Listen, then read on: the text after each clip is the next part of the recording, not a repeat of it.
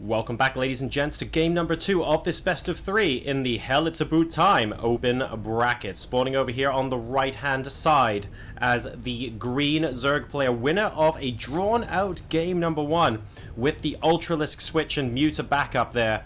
Let's see if he can make it a 2-0. It's the team captain of mYi PengWin. His opponent playing for Cosmic Cloud Militia. Over here in the top position, playing as the, wow, very dark, shadowy, evil blue Terran player here, looking to bounce back. He recovered really well from having a very difficult early game in game number 1, but wasn't quite able to take the victory. Let's see if he can go one better in game number 2. It's Jason.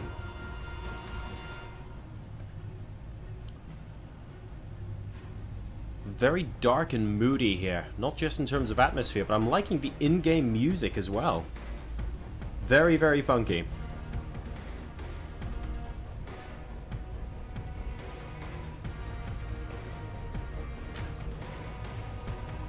So we'll see what ends up happening. Now, PengWin in game number 1 went for a natural expansion and then went for a third hatch before pull at his opponent's natural. This is going to be a little bit weirder and a little bit harder to do, of course, on Dash and Terminal. We haven't really seen anything that's trademark PengWin yet, unless you count the inevitable transition into Spire. He does like that all the time, all day, every day. And he managed to use mutas to reasonable effect in game number 1, actually. See what happens with Jason here. Command center on the high ground, similar to game number 1, although in game number 1 he exhibited signs of wanting to put it on the low ground and then getting harassed by the drone, putting it on the high ground instead. SCV from Jason, seeing the Overlord coming out, of course. And we'll see the natural expansion now as well. Dash and Terminal, an elongated scrap station, as I sometimes like to call it. Not always played this way. That is a massive... That is pretty scary. Mate, you need to get that looked at. Go to the doctors, check that out. And a car crashed next to it as well. So either that means it was a great party, or something really tragic happened there. I will leave that open to interpretation. Up to you guys to check out what that is.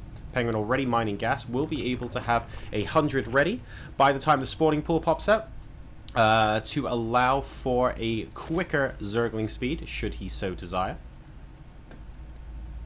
So we'll keep an eye on that. In the meantime, Jason, of course, still options very much open to him. He is mining gas right now, and he won't be able to get enough quite just yet for a factory. So he's just going to be ecoing it up. But his options are open. He can go either route. Potentially can go mech. This kind of map as well, there tends to be a lot of focus on this kind of area, whereas if you control that, you absolutely box your opponent in. But simultaneously, actually, PengWin's favored Spire play is also really nice on this map, because by air, there's just so much space up north for you to play with and come in and try and do as much damage as you can to your opponent. It also does a good job of shutting down drops as well. When there are Mutalisks flying about everywhere, it just makes it so much more difficult for the Terran player to fly out with Medivacs at will. So we'll see what ends up happening there. The layer is coming down now for PengWin. Maybe he's going up to reasonably quick mutts. He's taken his third extractor. Are we going to see 4 gases from our mYi player here? And here comes the factory. Just a little bit later than usual. We have gone CC first after all. And Jason is going to focus on getting his economy up before trying to go any sort of crazy amount of aggression.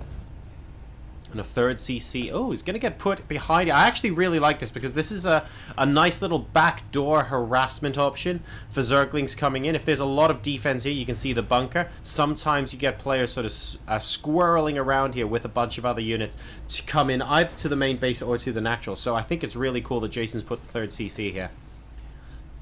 And it is just going to be Hellions off the back of this fairly standard Terran stoof coming up right now. And there is the Spire from PengWin. So he is looking to capitalize on that on Dash and Terminal. Potentially a very good map for these air attacks as well, so I don't blame him at all for giving that a go. Still only on the 2 bases though, no hint of a third base being taken just yet from our Zerg players. The first 2 Hellions now coming to take a look out in the middle of the map to see what his opponent is doing. Scouting for a third. Possibly going to be scouting this location as well, and then going into the natural. He sees that PengWin has stayed on 2 bases. Stim is on the way now, and we have the additional barracks coming down. Just up to 3 right now, but potentially could be up to more.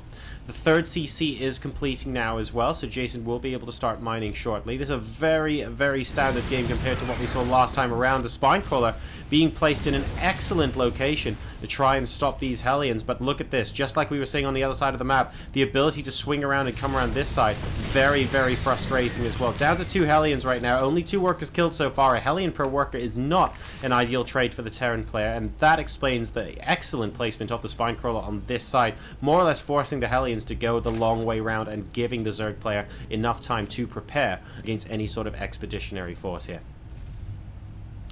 And here come barracks numbers 4 and 5 for Jason. Feeling a little bit more comfortable in this game. Those 2 Hellions are going to go down at the expense of a life on a lot of those Zerglings, but actually not too many of them going down there. And look, resources lost. Terran lost double Zerg. Not really something you see that often in a TVZ, but it has happened. Only 2 workers killed, so even though Jason has been able to get his economy up basically exactly the way he wants to this game, he's been feeling a lot better about this. It does unfortunately mean that... ooh! Ouch. That's gonna hurt. And all of a sudden that changes quite a lot as a couple of PengWin's early Mutalisks get taken out by these excellent Widow Mines. Double Widow Mines on that side as well. Really hurting PengWin there, so his initial Mutalist harass is going to basically come crashing down, and Jason's looking with that Widow Mine. He's thinking about it, but PengWin isn't coming in just yet. Only 3 Mutalisks remain. That's going to be really annoying. He's just using them to get a bit of scouting information right now. Jason hasn't done anything overly aggressive yet, though, and he did lose those first couple of Hellions, so he's going to have to be patient until he gets his army up. 6 more Mutalisks on the way from PengWin, but Jason is very stable right now. Great placement of those Widow Mines, like we said. He is aware that this is a very popular map for air-based warfare, and he has positioned his mines brilliantly to completely stifle what PengWin has put to him. Third base finally coming up for PengWin. It's at the 10-minute mark, so quite late compared to a lot of other games we tend to see. 10 Lings and a Baneling Nest out on the way as well. And this will likely coincide with +1 flyer attack. So Ling Bling Muta looking like the order of the day for PengWin right now. He's a little bit supply blocked at the moment. 76 out of 70. He's got a bunch of Overlords coming in to rectify that situation ASAP, though. And that has something to do with the Overlord that was put at the 3rd. A little bit of a miscalculation there, meaning he wasn't quite... ooh! Okay, so that Widow Mine goes off, but he had the potential to try and block off that combat shield there because it was just the one. It is going to finish, though, and he won't get that deny on the upgrade. Overseer is going to go down in the middle of the map. And Jason is taking an increasingly large amount of map control here. The Mutas also can be seen by the Watchtower, so... PengWin needs to be a little bit less transparent here because Jason is in a very comfortable position knowing exactly what his opponent is doing. And he's going to start moving out into PengWin territory very shortly, picking off another Overlord. And oh, that's another supply block from PengWin. He needs to have a couple of extra Overlords if he knows his opponent is going to be moving out like this. This Overlord, for example, should probably be moving back at some point soon in case it accidentally gets spotted. The Mutalisks is going to run right by these Marines. He will see exactly where the Terran player is, though. And there is a Queen, and there is an Overlord. They're both going to be forfeit. If that supply blocks PengWin again, okay, not quite, just about. But we have damage being done inside the main base. A double drop coming in here as well, and that's a lot of Banelings. But they are slow Banelings. Baneling speed only just finishing, so a little bit of an anti-timing there. And now this force is taking out the 3rd base as well. Jason is having a much better game number 2 compared to game number 1. And PengWin at the moment is looking very shaky on Dash and Terminal. Not able to make the Mutalist play count. The initial attacks were just shut down so hard by Jason with this excellent Widow Mine placement. And that has meant that so much of the momentum in this game has gone away from PengWin right now. He should be able to snipe off that one medevac. Is he watching? Is he watching? No, he's actually focusing on the one in front. Okay, he gets one anyway, which is fair enough. He will be able to clean this up, though.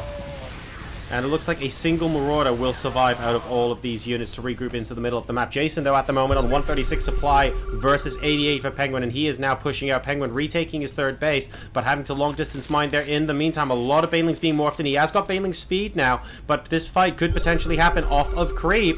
Where are the Mutalisks? Here come the Lings and Banelings. The Mutalisks are over there. What is he doing? Jason right now, I mean, he has to deal with a lot of Banelings right now, but they are Banelings off creep. He is able to split his units, and there are no Mutalisks to deal with in this army. He's only having to deal with Banelings right now. Here come the Mutalisks. Is it too late? A couple of good Baneling connections actually suggest it might not be. Great Widow Mine hit. Only 5 Marines left, though, with this army, but they have basically got personal healing buses for each one of them. And the Mutalisks are slowly going down. If these Mutalisks go down, so much of PengWin's gas is invested in them, he can't really afford to reinvest in everything, and so many drones going down. That's going to be a GG. And Jason ties up the series 1-0. We go in to a game number 3 at the Hell Its Aboot Time open bracket.